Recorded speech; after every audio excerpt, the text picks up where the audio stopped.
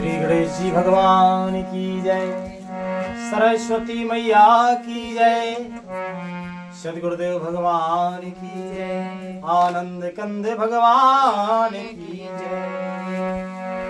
देख निबड़ तम दसहु दिसे कपिदल भयउ खवार, ये कहीं एक न देखे जह तय करहि पुकार।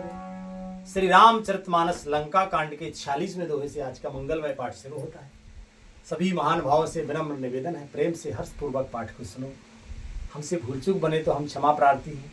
लिखते हैं पूजनीय गोस्वामी तुलसीदास जी महाराज कि दसों दिशाओं में अत्यंत घना अंधकार देखकर बानरों की सेना में खलबली पड़ गई, क्योंकि रावण के पुत्र अतिकाय ने खून, पत्थर और राख की वर्षा कर दी। इससे जो है अंधकार छा गया। अंधकार को देखकर बानरों की सेना में खलबली पड़ गई। एक को एक नहीं देख सकता और सब जहां तहां पुकार कर रही है। लिखते हैं महाराज आगे,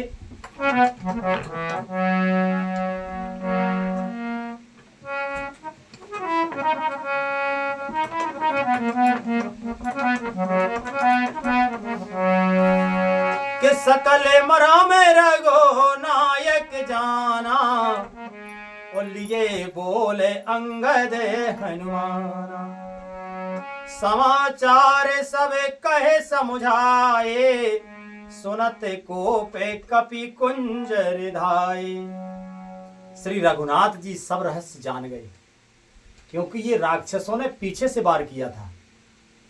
जब संध्या हो गई तो हनुमान जी, अंगद जी तो लौट आए कि अब संध्या हो रही, अब रामादल में चलते हैं।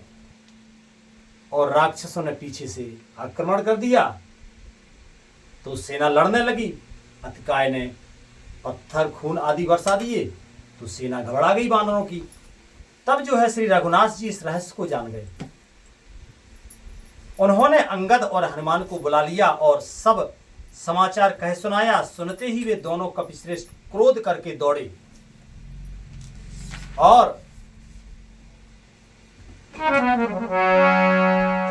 पुने कृपाल हंस चापे चढ़ावा, पावक सायक सपद चलावा। भयउ प्रकाश कतहु तम नाही, ज्ञान उदय जिम संशय जाहि। फिर कृपालु श्री राम जी ने हंसकर धनुष चढ़ाया और तुरंत ही अग्निबाण चलाया, जिससे प्रकाश हो गया, कहीं अंधेरा नहीं रह गया। जैसे ज्ञान के उदय होने पर सब प्रकार के संदेह दूर हो जाते हैं, वैसे ही राम जी का जो है अग्निबाण ने सारा अंधकार दूर कर दिया। और लिखते हैं महाराज कि भालो बली मुख पाई प्रकाशा, धाये हरस विगत श्रम त्रासा। हनुमान अंगद रन गाये, हाँ के सुनत रजनी चर भागे। भालू और बानर प्रकाश पाकर श्रम और भय से रहित तथा प्रसन्न होकर दौड़े। हनुमान और अंगद रण में गरज उठे। उनकी हाक सुनते ही राक्षस भाग छूटे। और लिखते हैं महाराज के भागत भटे पट कहीं धर धरनी, और करही भालू कपि अद्भुत करनी। गही पद डारहे सागर माही, और मकर उरगे झस धर धर खाए। भागते हुए राक्षस योद्धाओं को बानर और भालू पकड़कर पृथ्वी पर दे मारते हैं और उद्धत आश्चर्यजनक करनी करते हैं। युद्ध कौशल दिखलाते हैं, पैर पकड़कर उन्हें समुद्र में डाल देते हैं। वहां मगर, सांप और मच्छ उन्हें पकड़कर खा जाते हैं। लिखते हैं महाराज कि कछु मारे कछु घायले, कछु चढ़े गड़ चढ़े पराए। गरजहि भालू बले मुखे, रिपुदल बल बिचलाए। कुछ मारे गए, कुछ घायल हुए, कुछ भागकर गढ़ पर चढ़ गए। अपने बल के शत्रु दल को विचलित करके रीछ और बानर वीर गरज रहे। कि निशा जान कपिचार्यों आनी, आए जहां कौशलाधनी।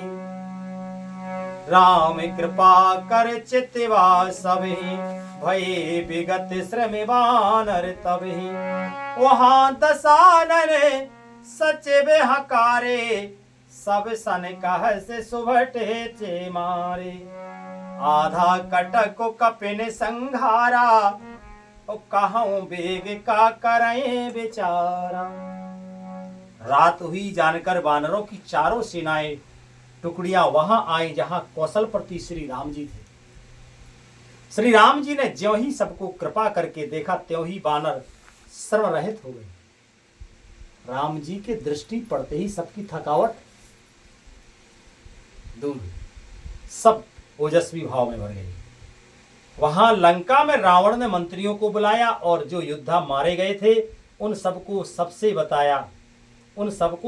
बताया।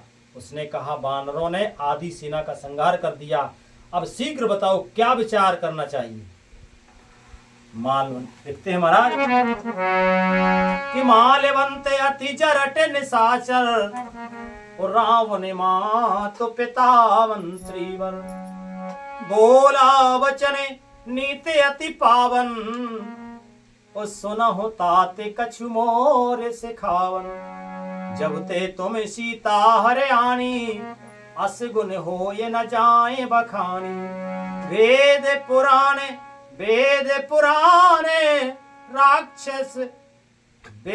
पुराणे जासो जसो गायो।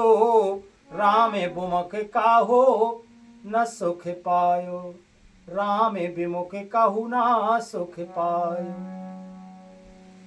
मालवंत नाम का एक अत्यंत बूढ़ा राक्षस था। वह रावण की माता का पिता अर्थात उनका नाना और श्रेष्ठ मंत्री था। वह अत्यंत पवित्र नीति के वचन बोला कि हे तात, तुम मेरी सीख भी सुनो। जब से तुम सीता को हर लाए हो तब से इतने अपशगुन हो रहे हैं कि जो वर्णन ही किए जा सकते। वेद पुराण ने जिनका यश गाया है, उन श्री राम जी से विमुख होकर किसी ने सुख नहीं पाया। ऐसा नहीं है कि रावण को ज्ञान नहीं था कि रावण के दरबार में किसी को ज्ञान नहीं था। सब भगवान की महिमा को जानते हैं, लेकिन रावण की बुद्धि काल के वश होने के कारण ही रावण ऐसा करता है। तो हमारी बुद्धि काल के वश ना हो जाए, इसलिए हमें भगवान के पारायण रहना चाहिए, भगवान के चरणों में, उनकी स्मृति में, उनकी सेवा में रहना चाहिए, उनके सानिध्य में रहना चाहिए, ताकि हमारी बुद्धि मलिन ना हो जाए।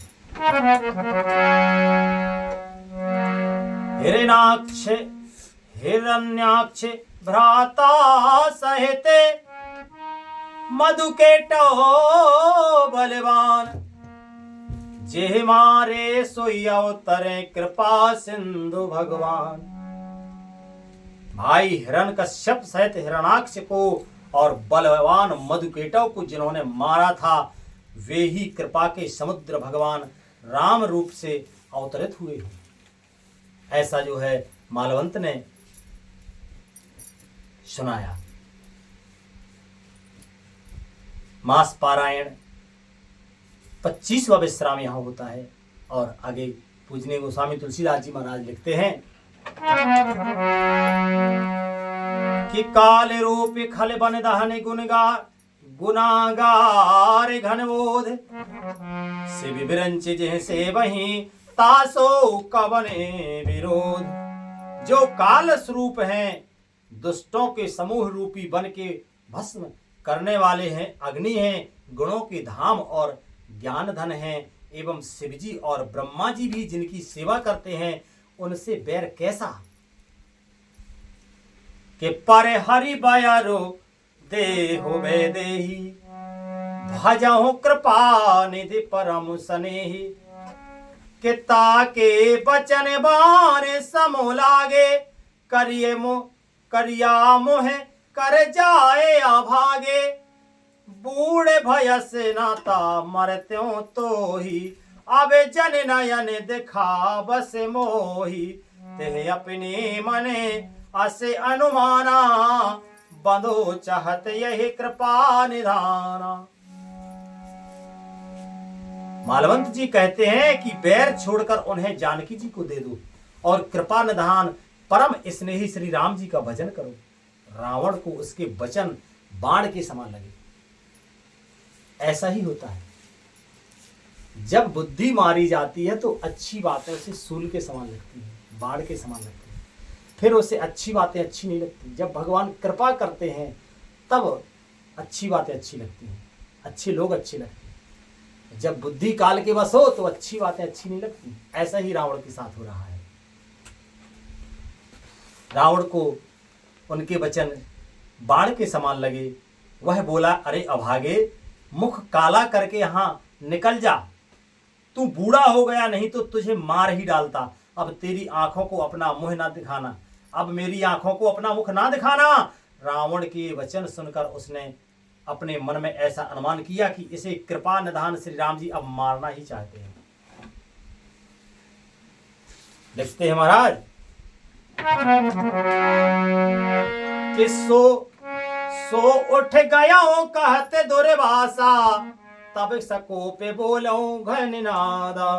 कौतुक प्रात देखे मोरा, कर हूँ बहुत कहूँ का थोरा। सुन सुत वचन भरोसा आवा, प्रीत समेत अंक बैठावा। करते विचार भयो भयो सारा, लागे कपि पुन चहु द्वारा। कोपे कपिने दुर्घट गढ़ घेरा, नगर कोलाहल भयो घनेरा। विविधा युधे घर निश्चर धाये, गढ़ते पर्वत शिखरे ढहाए। वह रावण को दुर्वचन कहता हुआ उठकर चला गया। तब मेघनाद क्रोध पूर्वक बोला, सवेरे ही मेरी करामात देखना, मैं बहुत कुछ करूंगा। थोड़ा क्या कहूं, जो कुछ वर्णन नहीं करूंगा थोड़ा ही होगा। पुत्र के वचन सुनकर रावण को भरोसा आ गया। उसने प्रेम के साथ उसे गोद में बिठा लिया। विचार करते करते ही सवेरा हो गया। बानर फिर चारों दरवाजों पर जा आ लगे। बानरों ने क्रोध करके दुर्गम किले को घेर लिया। नगर में बहुत ही कोलाहल मच गया। राक्षस बहुत तरह के अस्त्र शस्त्र धारण करके दौड़े और उन्होंने किले पर से पहाड़ों के शिखर ढाए। लिखते हैं महाराज, ढाहे मही धर शिखर कोटन बिडन, विविध विधि गोला चले। ओ गहरात जिमि पविपात, गरजत जनु प्रलय के बादले। मरे कट बिकट भट जुटत, कटत न लटत तन जर जर भये। गहि सेल तिहि गढ़ ना चला, वहीं जहि सुतहिन से चर हाये। उन्होंने पर्वतों के करोड़ों शिखर ढहाए। अनेक प्रकार के गोले चलने लगे। वे गोले ऐसा गहराते जैसे वज्रपात हो, बिजली गिरी हो, और योद्धा ऐसे गरजते हैं मानो प्रलय काल के बादल हों। विकट वानर योद्धा भिड़ते हैं, कट जाते हैं, घायल हो जाते हैं, उनके शरीर जर्जर हो जाते हैं, तब भी वे लटते नहीं, यानी हिम्मत नहीं हारते। वे पहाड़ उठाकर उसे किले पर फेंकते हैं। राक्षस जहां के तहां जहां होते हैं वहीं मारे जाते हैं। इस प्रकार से घमासान युद्ध हो रहा है। लिखते हैं महाराज कि मेघनाद सुन श्रवण यसे, मेघनाद सुन श्रवण यसे, गढ़ पुन छेका आए। उतरो वीर दुर्गते, सन्मुख चलो बजाए। मेघनाथ ने कानों से ऐसा सुना कि बानरों ने आकर फिर किले को घेर लिया। तब वह वीर किले से उतरा और डंका बजाकर उनके सामने चला। अब आज कथा का मंगलमय विश्राम यही होता है। भगवान की मंगलमय कृपा से आगे कल पाठ होगा। बोलो श्री रामायण मैया की जय। हरे कृष्ण कृष्ण कृष्ण हरे हरे, हरे राम राम राम हरे हरे। हरे कृष्ण कृष्ण कृष्ण हरे हरे, हरे राम राम राम हरे। से बोलो आनंद कंद भगवान की जय। श्री राधे कृष्ण भगवान की जय। सदगुरुदेव भगवान की जय। संत समाज की जय। विप्र समाज की जय। श्रोता समाज की जय। जय जय श्री राधे श्याम। श्री राधे।